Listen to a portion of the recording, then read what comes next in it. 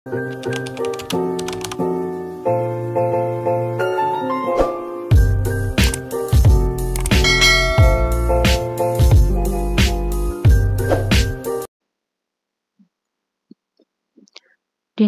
Mafia Tampan bab 62.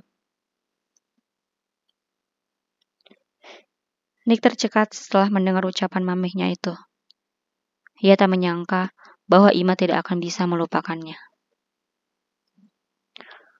Apa semua wanita pendendam, Mi? Tanyanya lemas. Ia khawatir Ima masih menaruh dendam padanya. No, itu bukan masalah dendam, tapi itu perasaan. Hati wanita itu tulus dan halus. Jadi, sekali kamu menyakiti dia, kamu tidak akan mampu untuk mengobatinya lagi. Meski dia tersenyum, bisa saja sebenarnya dia menyembunyikan sebuah luka. Jelas Ros. Ingat ya Nick, selain sulit melupakan masalah, wanita pun pandai menutupi perasaan. Jadi kamu harus hati-hati. Jangan sampai istrimu yang terlihat baik-baik saja itu tertekan karena kamu tidak sadar. Lanjutnya. Ros bukan bermaksud menakuti anaknya. Ia hanya tidak ingin Nick mengecewakan Ima. Sebab dirinya sangat menyayangi Ima yang ia yakin baik itu. Jadi aku harus gimana, Mi? Tanya Nick. Ia serius jika membahas masalah Ima. Ia tak ingin Ima meninggalkannya. Kamu harus peka. Sayangnya banyak lelaki yang sulit melakukan itu. Terdengar sepele memang, tapi nyatanya sebagian besar lelaki tidak peka. Wanita itu ingin dimengerti, jadi kamu harus tahu apa yang dia mau tanpa perlu kamu tanya. Ucap Ros. Nick tercenung. Bagaimana bisa, Mi? Aku kan bukan peramal yang bisa tahu tanpa diberitahu. Ucap Nick heran. Ia tak habis pikir mengapa harus seperti itu. Ya, itu tugas kamu. Kalau kamu cinta dan tidak ingin kehilangan dia, maka kamu harus bisa membahagiakannya. Sebenarnya meskipun sering kesal pada suami, tetapi wanita lebih banyak menerima atas sikap yang tidak ia sukai itu. Ucap Ros. Nick pun lega. Setidaknya ia yakin Ima bisa menerima kekurangannya. Tapi masalahnya kamu udah punya kesalahan fatal. Jadi jangan sampai membuat kesalahan lagi. Jangan kamu abaikan hal-hal kecil seperti yang Mami jelaskan tadi. Paham? Ucap Ros tegas. Nick yang sudah lega itu langsung down lagi. Mi, aku kok jadi seperti anak kecil sih? Tanya Nick. Mungkin kamu pintar untuk urusan bisnis, tapi kamu bodoh untuk masalah perempuan. Skak Ros. Gluk. Iya, aku kan belum pengalaman, Mi. Ucap Nick memelas. Apanya belum pengalaman, hah? Makanya hubungan itu jangan cuma tentang ranjang saja. Tapi banyak hal yang perlu kamu pahami. Sering tidur sama cewek sih bilang belum pengalaman. Gerutu Ros. Rasanya ia ingin menjambak Nick lagi. Sebagai orang tua, Mami merasa gagal, Nick. Apa yang kamu lakukan itu dosa besar. Apa kamu tidak kasihan pada orang tuamu? Tanya Ros. Aku hilaf, Mi. Ucap Nick memelas.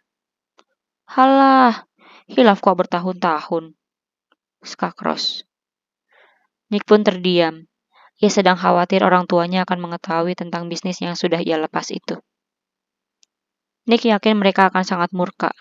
Jika sampai mereka tahu, mungkin dirinya bisa dicoret dari kartu keluarga. Ya sudah, kalau begitu aku pamit dulu ya, Mi. Sebenarnya siang ini aku ada janji makan siang dengan Ima. Tapi karena Mami memanggilku, akhirnya janjinya aku batalkan. Ucap Nick.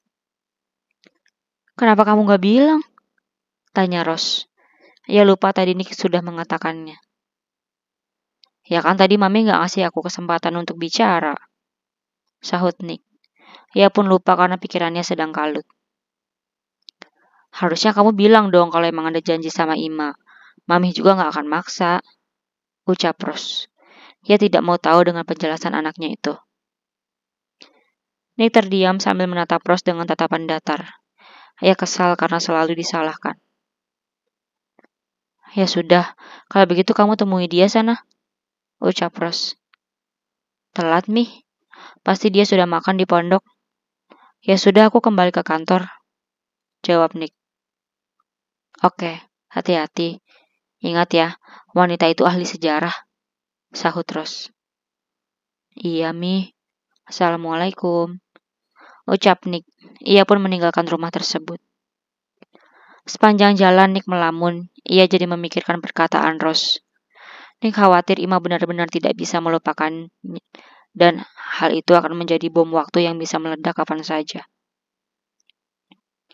Aku harus bagaimana agar dia bisa melupakan hal itu, gumam Nick. Saat sedang memikirkan istrinya, ada telepon masuk dari Ima. Nick pun langsung menjawab panggilan tersebut. Iya sayang, ucapnya. Assalamualaikum, sahut Ima sekaligus menyindir Nick. Waalaikumsalam, maaf aku lupa, jawab Nick. Ia lupa karena tadi terlalu semangat menjawab telepon dari istrinya itu. Mas lagi di mana? Tanya Ima. Aku lagi di jalan mau ke kantor. Ada apa sayang? Nick balik bertanya. Ini, aku kebetulan udah selesai ngajar. Jadi mau langsung pulang, jawab Ima. Ya udah kalau begitu aku jemput sekarang ya, sahut Nick cepat. Loh, nggak usah mas. Kan kamu mau kerja. Aku biar naik kendaraan umum aja, jawab Ima. Enggak, pokoknya aku jemput sekarang, sahut Nick. Kemudian ia memutus sambungan teleponnya.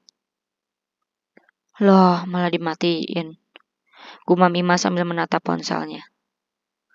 Mau tidak mau Ima pun menunggu suaminya itu. Saat ia sedang menunggu ada Adam melintas. Pria itu pun menyapa Ima. Assalamualaikum Ustazah, sapa Adam. Waalaikumsalam Ustadz, sahut Ima. Ia berusaha tetap bersikap ramah meski risih. Saya dengar Ustazah resign ya? Tanya Adam.